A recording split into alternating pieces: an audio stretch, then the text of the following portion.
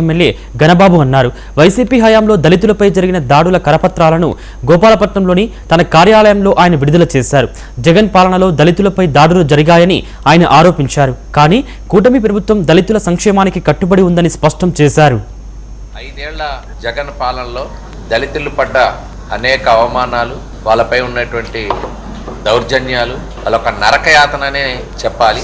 అలాంటి ప్రధానమైనటువంటి రాష్ట్రాన్ని ఎక్కువ కుదిపేసినటువంటి అంశాల్లో ఒకటైన ఎమ్మెల్సీ అనంతబాబు డ్రైవర్ సుబ్రహ్మణ్యం ఈరోజే చనిపోయినారు.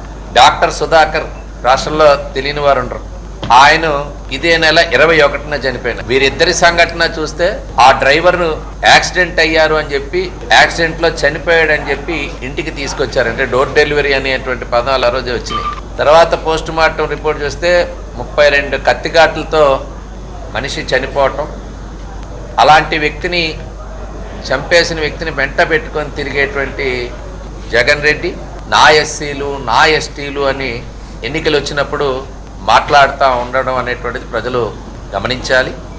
ఇక్కడ సుధాకర్ గారిది అయితే డైరెక్ట్గా మాస్కులు అడిగినందుకు, కోవిడ్లో పీపీఈ కిట్లు మాస్కులు అడిగినందుకు అతని పిచ్చోడు అనేటువంటి ముద్ర వేసి మానసికంగా వేధించి కాళ్ళు చేతులు కట్టి నడి రోడ్డు పైన ఏ రకంగా చేశారనేటువంటి మనం అందరూ చూసాం.